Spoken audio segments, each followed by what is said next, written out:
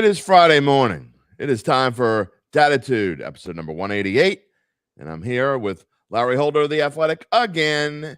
We are previewing week number 10 of the NFL season. More specifically, we're going to spend about 75 to 80% of our show talking about Saints at Vikings. Can the Saints seize momentum, Larry Holder? Can they ride into their bye week with a 3-game winning streak? If you look at last week, you still don't know. They should have ridden 5 turnovers and won by 20, and they barely won. So I think that's the hesitation that you have, that I have, that Saints fan has. Can they put together some consistency? And it's funny, I went back to go see, when's the last time the Saints had a 3-game winning streak? And it was last season, but it was when they were out of it. So whatever, who cares? It's still their consistency is still in question going into this week. And I thought that they would be able to put more of an offensive output together last week.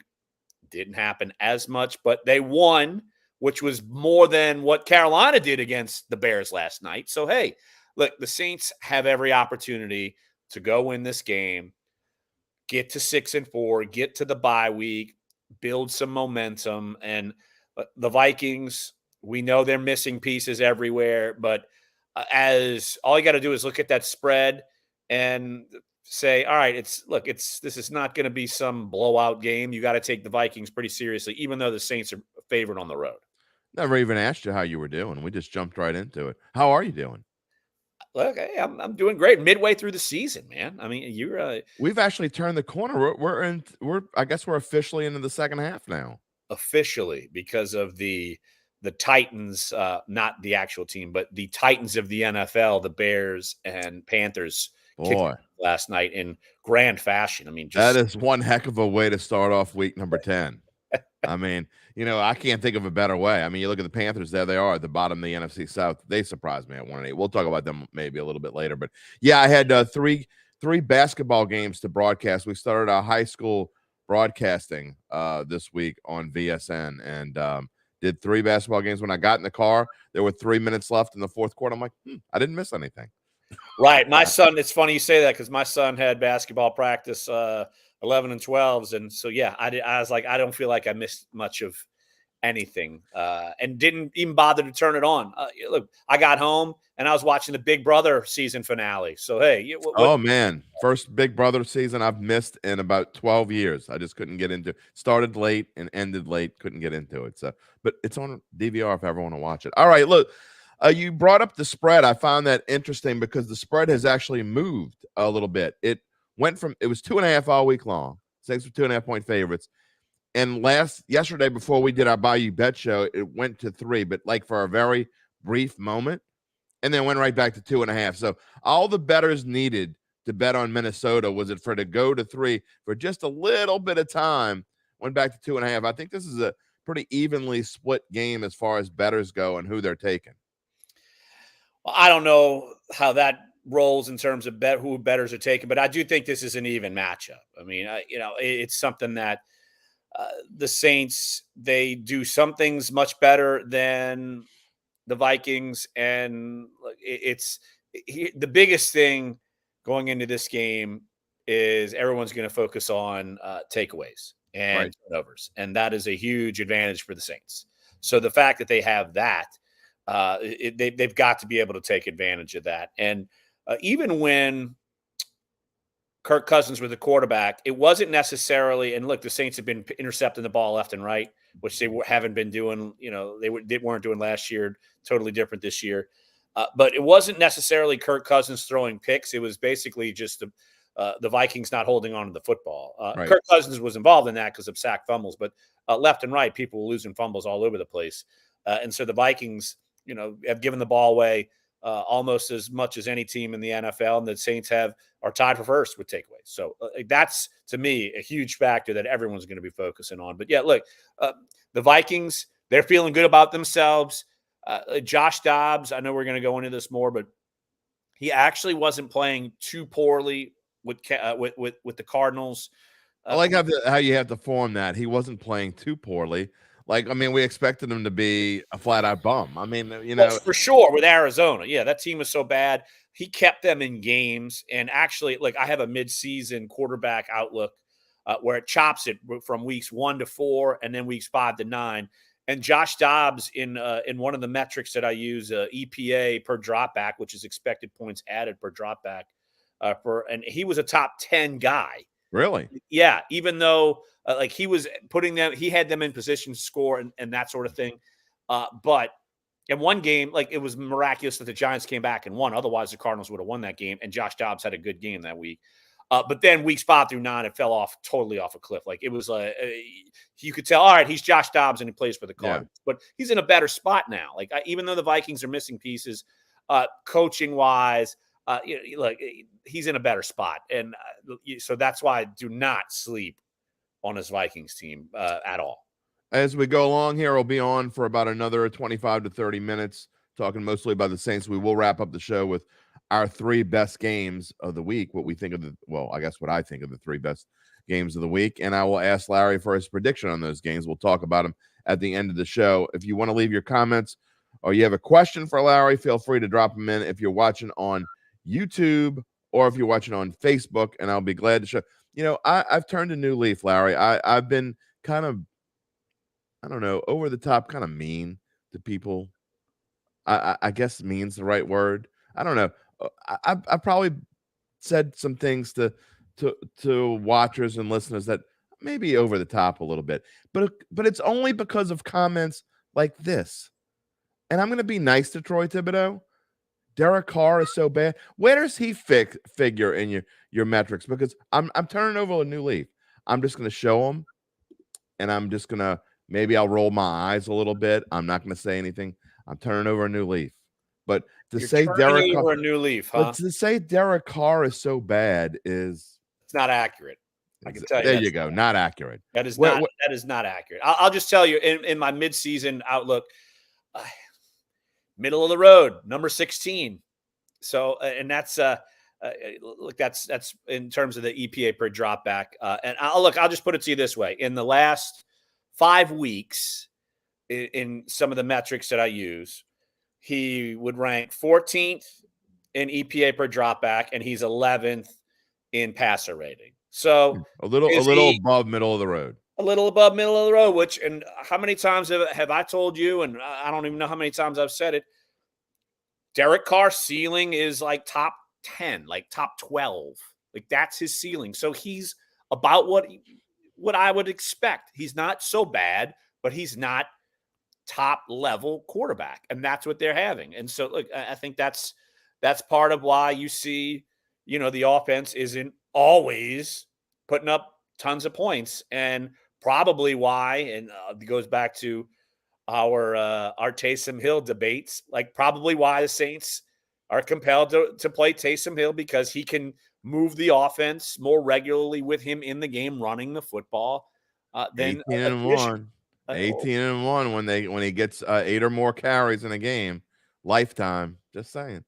Well, if he was running against a good run defense, and if he runs 7 times and got 7 yards, how many? The Bears actually have a good run defense. They're third in the NFL in run defense, and he still was able to do what he does. Oh, exactly. Again, if it works, do it. But don't do it just to do it for that stat like that. I don't disagree with that at all.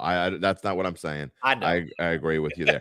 I don't know how to pronounce your first name, so I'm just going to say Mr. Jude says, we better beat the damn Vikings or we aren't going anywhere. I mean, I don't think you could call this a must-win, Larry. I mean, it's not in this division. You got a 1-game lead over a bad Falcons team who are only a 1.5 favorite over the super lowly Cardinals. I don't care if Kyler Murray, I said this the other day, I don't care if Kyler Murray's playing. I don't care if Carson Palmer's playing. I don't care if Kurt Warner's playing. Pick any former Cardinals quarterback you want. Plummer, Neil Lomax.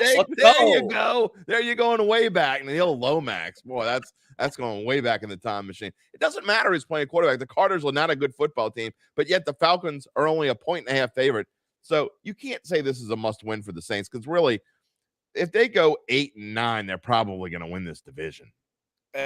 I'll just reference back to another midseason piece we did that I had the Saints going 9-8 and winning the division. And my explanation is they're going to do this, and Saints fans are going to still feel like it's that they can't trust Dennis Allen, and they were good enough that they're going to have to stick with him and ride with him. And that's why this is not a must win. I mean, it's not. No, look, the division can lose out every week, so it's not a must win. I mean, that it's a win that you want to have to see. Right. All right, build some momentum. And what if Kyler Murray comes out and they beat Atlanta? So the Falcons go 4-6, and you're 6-4 if you're the Saints. Yeah.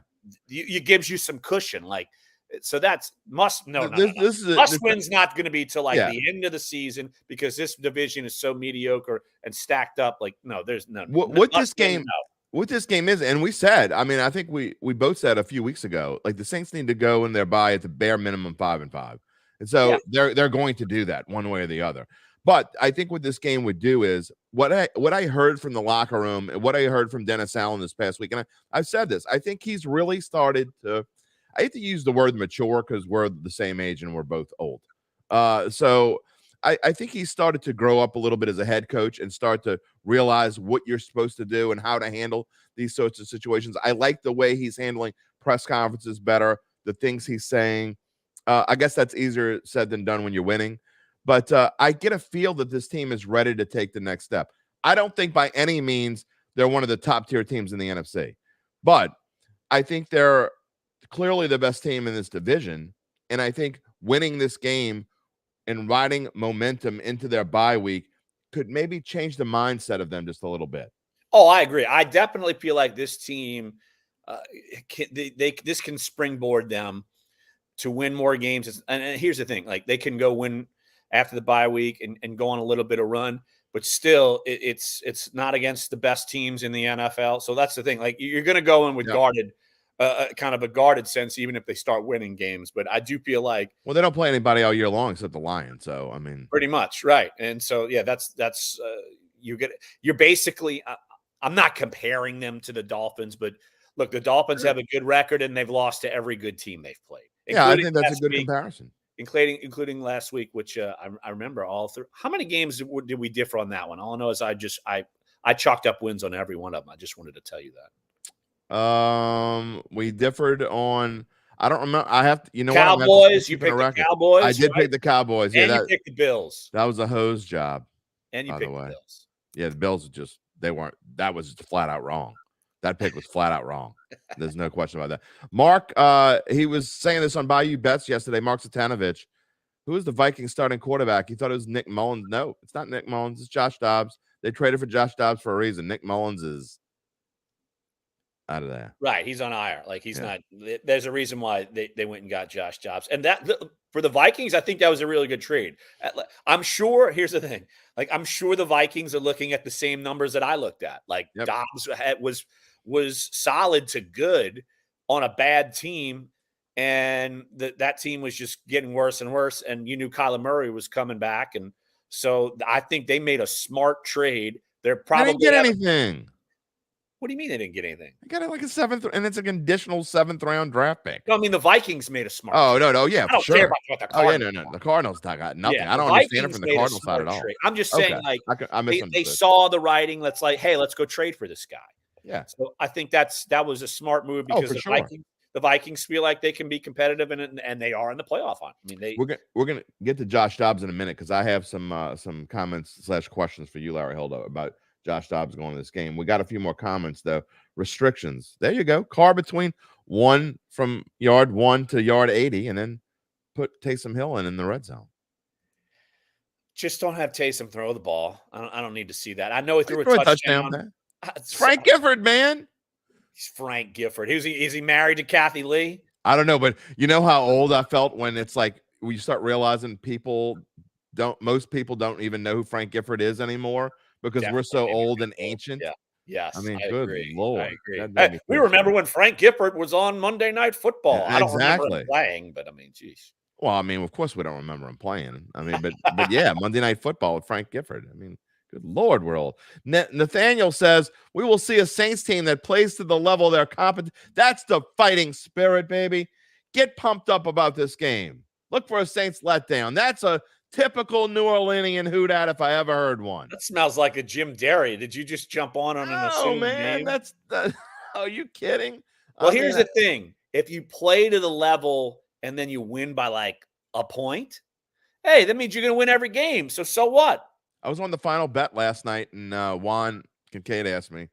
He said, asked me what I thought of. He was getting on me because I said the Saints were clearly the best team in this division and we're going to win it easily, and kind of got on me. And he says, where do you rank the Saints among the upper echelon of the NFC? I said, terribly. I mean, they don't rank. They're awful. If you could, they're going to probably play. Technically, they would finish as the 4 seed. Yeah, and they'll probably most likely play Dallas in the first round of the playoffs and get their asses kicked. I mean, that's probably what's going to happen. I mean, if you want to be realistic about it, tell it the way that I think about it. Troy's back again. He's trying to convince me.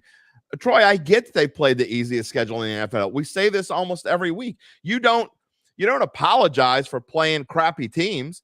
This is a once in a lifetime, and I'm not exaggerating. It's probably a once in a lifetime kind of easy schedule, or at least once every 2 decade kind of easy schedule. You don't apologize for having the 32nd easiest, toughest schedule in the NFL. You play who they give you, and you hope you can win them.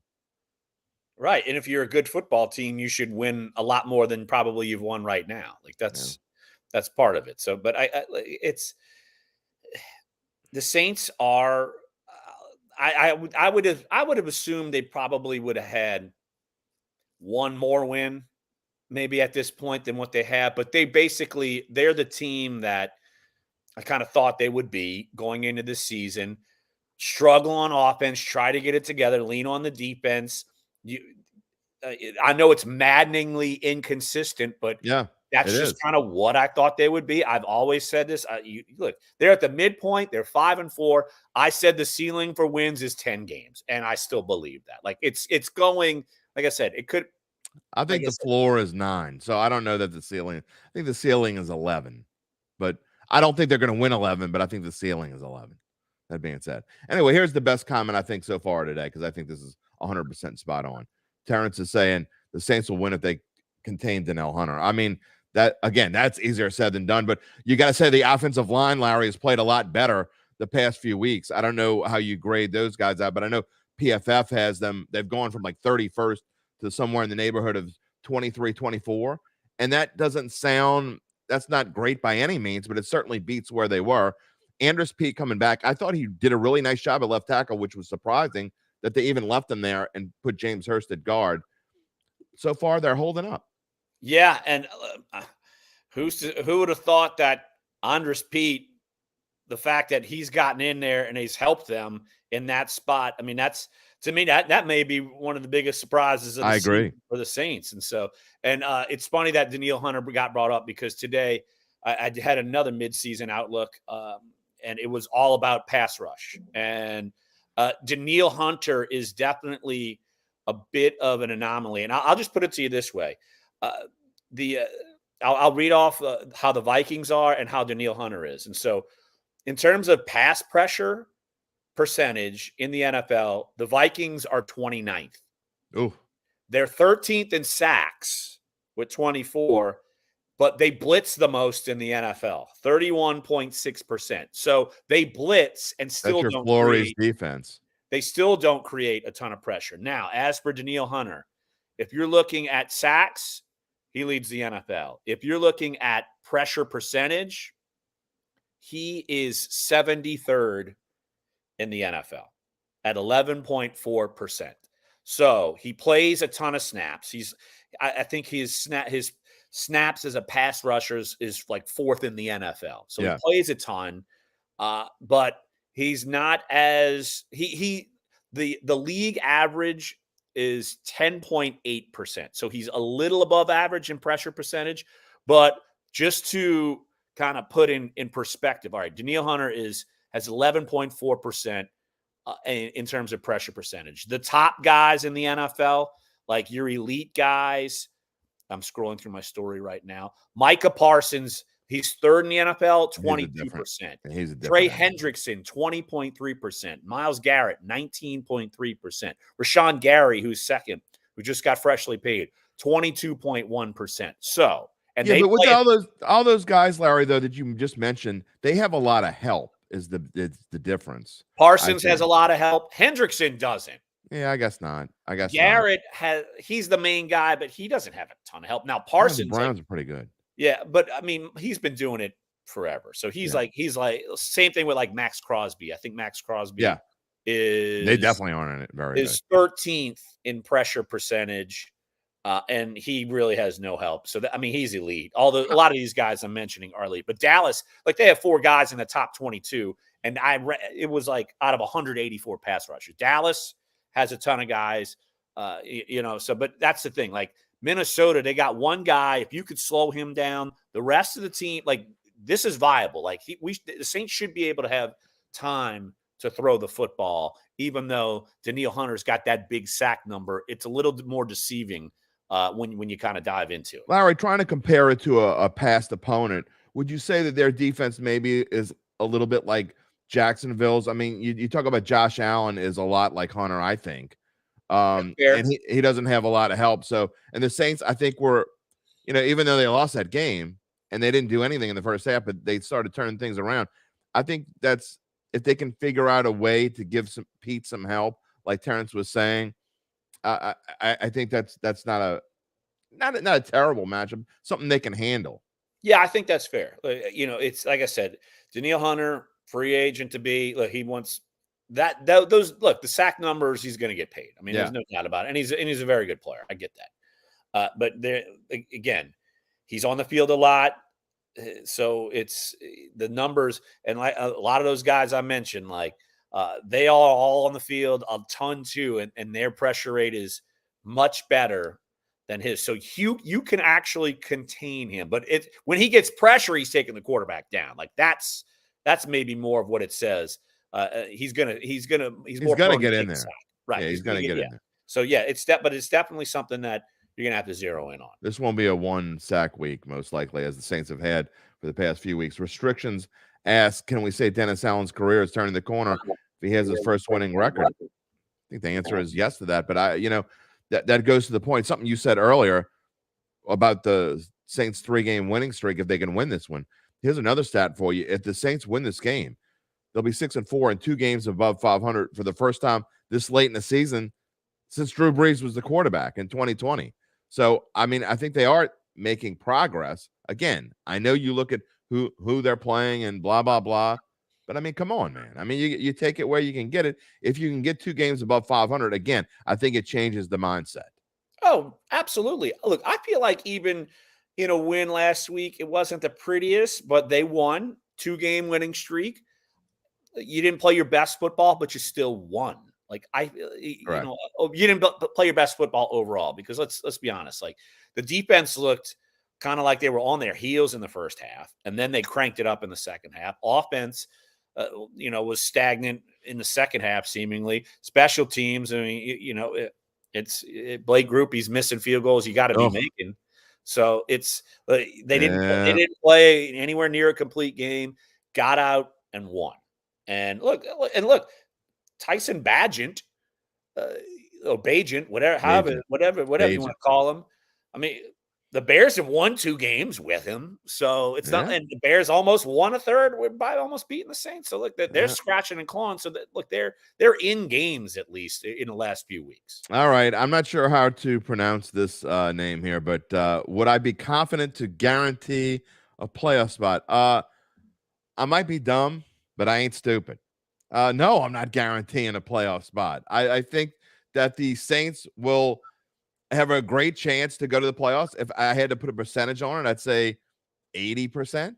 I mean, I think they have an 80% chance to win this division. I know that sounds high, but I just don't have any confidence in the Falcons whatsoever, and it's not going to be the Buccaneers. Their schedule, besides the fact I don't think they're any good, the Buccaneers' schedule actually gets tougher. They don't have the super easy schedule like the Saints and Falcons do because they won the division last year. So, I mean, that's the last time I guaranteed something on a NOLA.com airwave, I had to get my head shaved. So I don't think I'm going to be guaranteed. I'm going to have to bring the video back of that one. We're getting close to episode number 200, by the way. So when we get there, we may have to bring the crew back again. I don't know. Maybe we'll do that every 100 episodes. I don't know. Every 100. every 100 episodes, we're gonna have to show it. Hey, yeah, hit the like button. Why not? We appreciate it for sure. We love you to do that. And Terrence, thank you. He has become a regular on the show. I appreciate the love. We love you too. Thanks for coming around. I want to get to before we move on. We're going to make our prediction. By the way, we'll each make our Saints prediction at the end of the show. And before we get there, we're going to talk about the NFL Week 10. But before we do that and move on, we never really talked about Josh Dobbs. And my thing about this week with Josh Dobbs is this, and I've said this. I think there's a big difference between standing there, you're inside of a house, it catches on fire, and you get your kids and you drag them out of there, as opposed to you're 30 yards from your house, your kids are all outside. Holy crap, my house is on fire, and you got to run in and get the dog. There's a big difference between those two things. Last week was number one. Dobbs was in the house, it caught on fire, he got thrown into the fire. This week, he's got a whole week to think about it. The Saints know who they're playing. They know their opponent. They know Josh Dobbs is going to play. It's a little bit different. Well, it's also different in the sense that the Saints defense is far more potent than the Falcons. I mean, the Falcons, I think that's part of it too. And also, it's and Arthur Smith. Look, he's still trying to learn. Like he's lived his NFL life learning. I know he's a smart guy. Everybody's always brings up. It's like when Ryan Fitzpatrick gets in, everybody says he goes to Harvard. It's like when Josh Dobbs gets in. What does he? What do you study? Aerospace or something? Something. Yeah. It was astrophysics. I don't know. Like an astronaut. Like for real. Yeah, like a real one, right? Yeah. Exactly. So he's sharp, like he's smarter than us. Yes, for sure. Like he's super sharp guy, but still, I mean, there's an acclimation period, and so it's, he's still getting the feel of things, and I get it, but look, I get your logic. Like you could find kind of like the old cliche, lightning in a bottle, whatever, and then you kind of come back down to earth. And I mean, look, Dobbs actually went through some of that. You're talking about in Arizona. You're talking about a guy who's been in the league for 8 years, and he's won. Now, I mean, if you want to count last week, it doesn't technically count as a win for him because he didn't start the game. But if you want to give it to him, fine. That would give him 2 wins in his history, in his career as an NFL starter. I mean, that's I agree. A little bit far. Yeah, I agree. I'm just saying, don't sleep on the guy. Like you don't need don't all of a sudden pull oh gosh, let's go back to another Arizona Cardinals quarterback. Let's go back to I'm blanking on the guy's name, the random scrub who beat him like in 2011. It wasn't Max Hall. Maybe it was. Oh, I don't remember. Yeah, Max Hall. Something. It was Max something. I don't remember. Hall, because I'm trying to say John Beck, and that's not it. I think it was Max Hall. Back. It was Max Hall, and you're like, what? So yeah, just don't sleep on him. Like, here's the thing: you have a lot of advantages going against this Vikings defense to where, look, Cam Akers out for the year, so they're gonna have to rob Alexander Madison. Who hasn't been great. Up. Right. Hawkinson's banged up, but going to play. No JJ, no Osborne. You're going to zero in on Jordan Addison. Like, if I'm Marshawn Lattimore, I'm putting him on him. The left tackle, Darisaw, he's been hurt. Right. He's been banged up too. Yeah, Christian Darisaw. He's been banged up. So, look, you have a lot of things going for you going into this game, but you are on the road. I could tell you that place can get rocking. I'm sure Vikings fans are feeling good. Yeah, I'm sure Vikings fans are feeling good going into that game. And so, look, it's certainly something that you can't just go in and assume a win. I mean, I agree. Yeah. I agree with that, but I do think it's a good matchup for the Saints. I think this is a good spot for the Saints. Actually, again, going into the bye week, I think you're focused. You don't have to think about anything beyond the bye week. You're looking forward to the bye week, and I think that actually helps your mindset. Like, let's just put everything we got into this one, and then we can take a week off or whatever it is. Not going to take a full week off, but you know what I mean. And I think going on the road against an opponent again, that whenever you're playing an opponent that got a very unlikely win, it's a good spot to play them the next week. And there's no question. I went back and watched the Falcons Vikings game. They had no business winning that game whatsoever. Arthur Smith had to hand them that game on a platter, and Taylor Heineke helped as well with a late pick. But they had to be handed that game on a platter, and they were. So I just think this is a great spot for the Saints. Oh, I agree with you. I mean, look, Might be singing a different tune if you had all the pieces for the Vikings, but Yeah, oh, no doubt. they don't, Yeah. and so that's just what you got to face. I mean, And that's the you see nature of these it. numbers. You see these numbers on the screen, and we always talk about rankings and adding up the two numbers and comparing them against the other one, and that's kind of you get a feel of how they match up. Saints 13-7 is 20, 14-8 is 22. They're pretty much what and what. But when you're talking about the Vikings being 8th in total offense, that's with Kirk Cousins as quarterback and Justin Jefferson for at least half the season, and without all these injuries. So and a healthy Hawkinson, and so I mean. What are they now? What number would you put? I don't know, but it certainly wouldn't be 8. They cannot run the football, and the No, Saints. and then number 2 in the pass, like that's Kirk Cousins, and that's Exactly, JJ, and that's all of that. Yeah, and absolutely. the Saints have their strength in their defense is their pass defense. We know that, and you talked about it. The Vikings are prone to give up turnovers, and the Saints are prone to take them. So that's one thing they've been better at. Again, we'll give our final predictions, but I think you see where this is going. All right, I do want to talk about Week 10 in the NFL for just a few minutes, and I have picked 3 games that I think are the best games of the week. You can debate me and tell me if they aren't, but we're going to talk about them a little bit, and these are my 3 this week, Larry.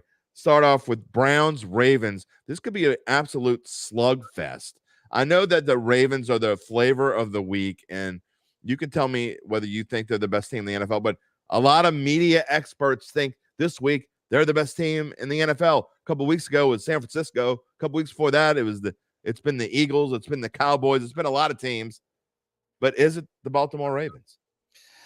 I would say no, but I do think that that Lamar Jackson is playing much better, and it's not like he has these gigantic numbers, but he's playing much better within this offense than he's played within a Ravens offense in the last few years. So I think you got that going for you, and Baltimore's defense is certainly playing well.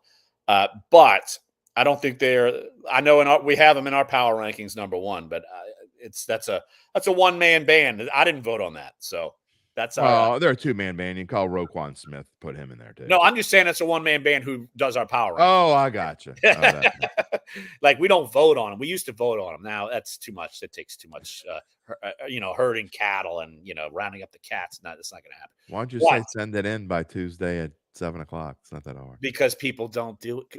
Come on, Jim. You know better than that. You have to track down the usual stragglers. But no. In terms of this game, I am going upset.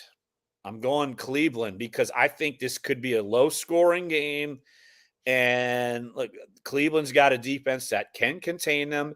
Deshaun Watson's playing a little better. And Playing a lot better. Yeah, well, it's hard. He's been so bad. Like he's been a little better.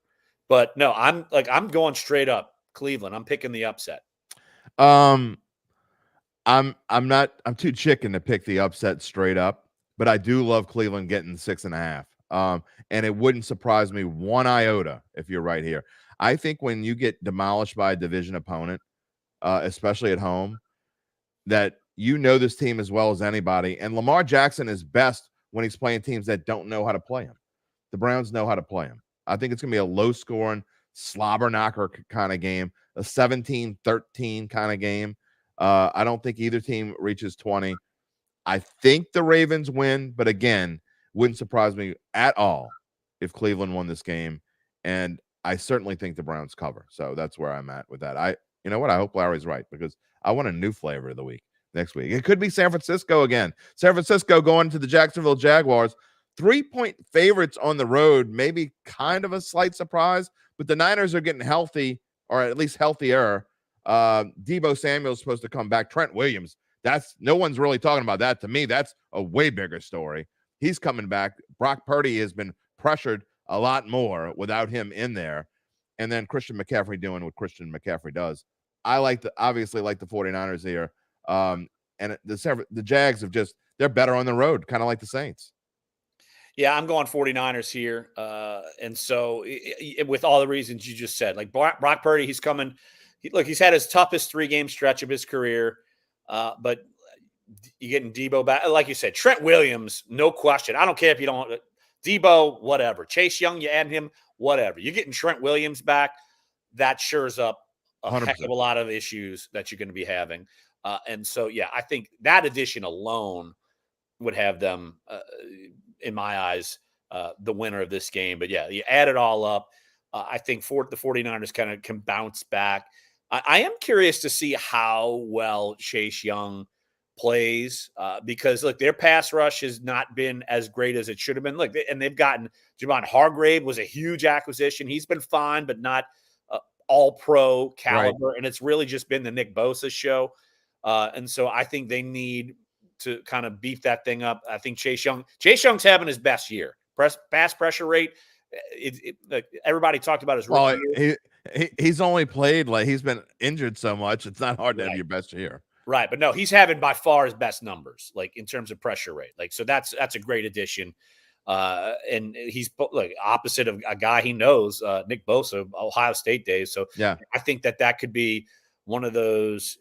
I'm not going to put it as big as acquiring Christian McCaffrey at the trade deadline, but that could be a bit of a game changer. But yeah, I think Jacksonville, look, they play well, but it's like they win. It's like not convincingly they win, but they're on a roll nonetheless. So look, I'm going 49ers here. I think the Jaguars are basically the AFC's version of the Saints. A little better. But maybe a little, maybe a tinge better, but they're in a terrible division as well. They're going to win their division by default.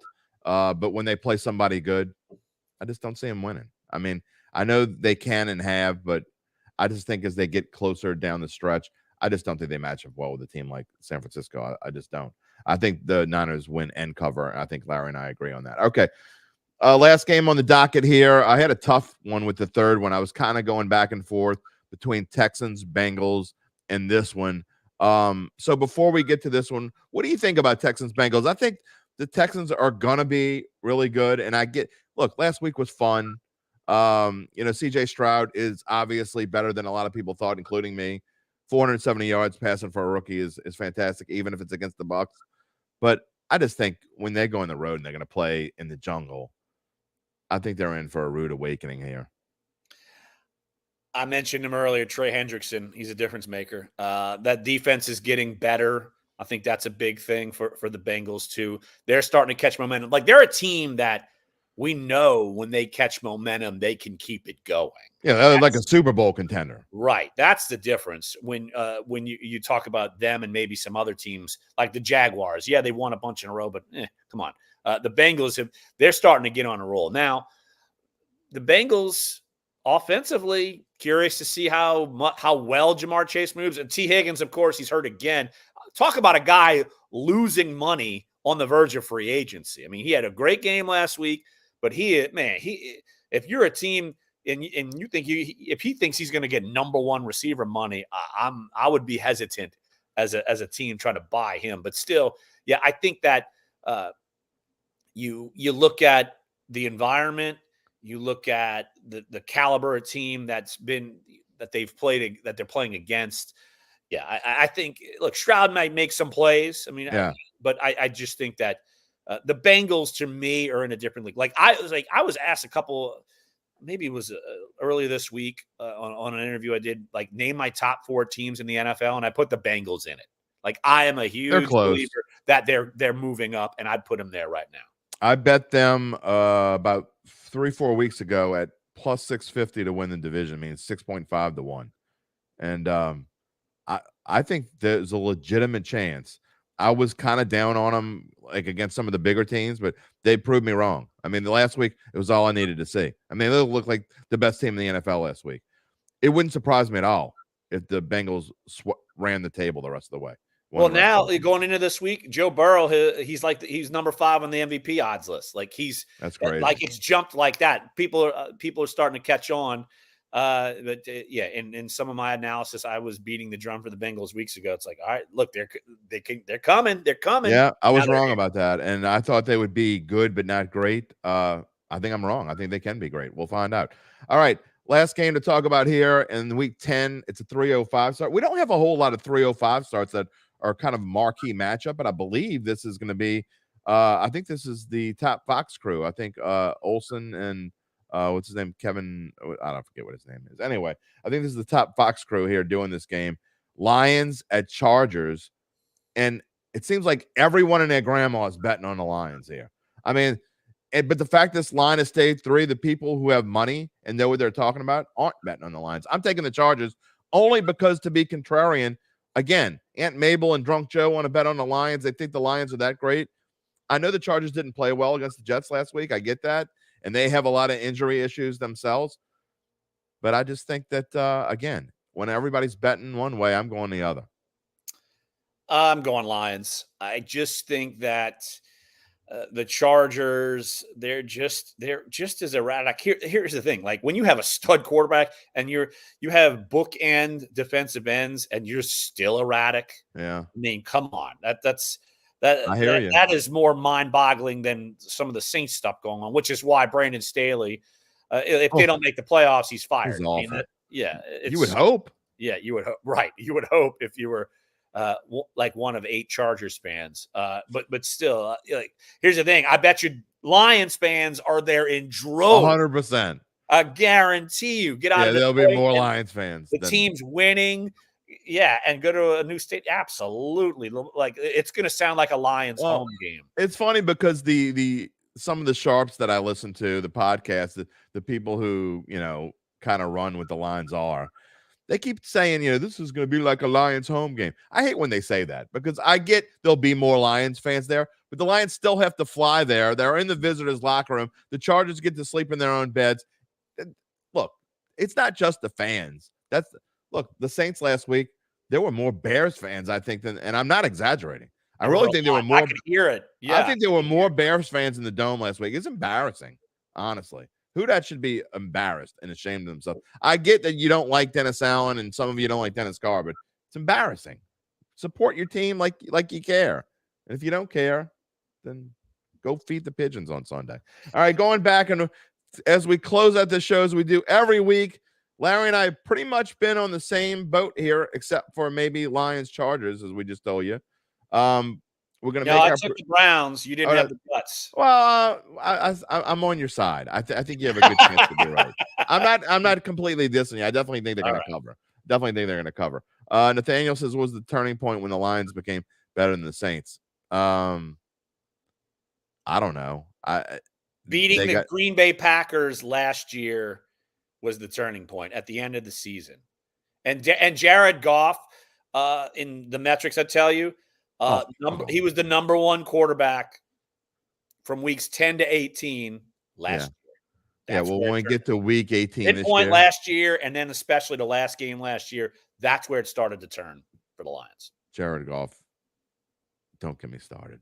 Not a believer. Not at all. Barry Ulay says 4-4 gets them to 9-7. It's actually 9-8. Just got to beat bad teams. I mean, you just got to go 4-4 down the stretch. Can they do that? I think they're going to go 5-3 down the stretch. I mean, the Saints, and again, I understand Juan Kike tells me this doesn't mean anything, and it doesn't really in the grand scheme of things. But the Saints will be favored as of right now. The Saints are favored to win the rest of their games except for Detroit, and they're only 2.5-point underdogs at the moment. So some people are saying, jump on the Lions, whatever. I'm just telling you right now, the Saints are favored to win 7 of their last 8 games. Doesn't mean a whole lot, but that's where we are. But let's focus on this one. We got the headline we started the show with. Will the Saints finally seize momentum and ride into their bye on a 3-game win streak? What say you, Larry Holder? I say yes. I think they will. Like I said, I kind of spelled out some of the reasons throughout the show why I think that way. Saints can take the football away. The Vikings give it away. Danielle Hunter is a all-pro caliber player, but I think his numbers aren't as big as maybe what they seem, and their pass rush isn't as good as what it appears because of the Danielle Hunter factor. And so I think that the Saints are starting to feel good about themselves, and in meaning that they feel confident that they can go out and put this together. And so I think that that's going to be the difference. I'm going to go Saints 24, Vikings 20. Interesting score. Because I'm fairly close. I think the Saints actually make a statement in this game. I think the Saints win by 10-ish. I just do. I mean, I think, again, it goes back to not so much, but it's as much the Saints, I think, are getting better as I think the Vikings are due for a major, we aren't as good as we thought we were kind of game. I agree. And I think Josh Dobbs is due for a letdown. The Vikings can't run the football. So they're going to rely on Dobbs to throw it. And the Vikings are so spread out, so thin at receiver. I think that is going to be a big deal. I think the Saints pass defense is going to come into play. That seventh ranking is going to look better than seventh. So I think the Saints hold down the Vikings. I don't think they do a whole lot. I love Kevin O'Connell as a coach. I think he's a fantastic coach. And I think the Vikings have a bright future. I don't know who their next quarterback's going to be, but they're going to be tough to beat. Saints haven't played well in Minneapolis. They've only won there twice over the past 30 years. Make it 3. I think the Saints win this one 23-13. Larry and I are on the same page, which could be bad news. Although the last time we were on the same page, I think we were right. So I forgot, what did you even pick last week? Last week I picked the Saints to win and not cover, and I think I was right. Okay, I think you picked them to win and cover. To cover, right? Yeah. So okay. Well, at least we got the same guy to win it. So there you go. Well, we're both picking them to win again. We're rosy sunshine this week. Who knows? Larry, I know you usually cut out as soon as I put the picture on the screen. I'm going to tell you if you can just hang on 1 second after. Want to ask you something, because we don't know what our schedule is going to be like next week, and want to talk to you about it. So there's your programming note. I'm not 100% sure what day we're going to be on next week. I know we're not running a week from Monday. There will be no Dattitude podcast. So it's not Thanksgiving yet, right? No, but it's the bye weeks coming up, so we take some. Well, guess what? I don't get any of those, so I don't even know what that means. So. Yeah, no. Well, I kind of got one when I went and played, ran off and played tennis and didn't win. So I guess I had that. Well, I mean, see, you didn't have to throw in the didn't win part. I wasn't going to tell anybody. Oh, it's just what it is. All right, one match, our team just didn't win the tournament. One way or the other, we will see you next week. What day it is, we'll talk about it after. All right. As we go off here today, I will remind you that the Dattitude podcast is a regular podcast. This is our only live portion of the week. We do it here on Fridays with Larry. Then I go and fill in my portion, the monologue, and you can find it wherever you find your podcast. Just search for Dattitude every Monday, every Thursday, every Friday. We thank Larry Holder for being here. We ask for everyone to have a wonderful, fantastic. Whoops, I didn't mean to do that yet. I'm jumping the gun. Everyone have a wonderful, fantastic weekend. Hopefully the Saints will bring some joy in your lives. If not, we'll talk about it next week. See you later, everybody.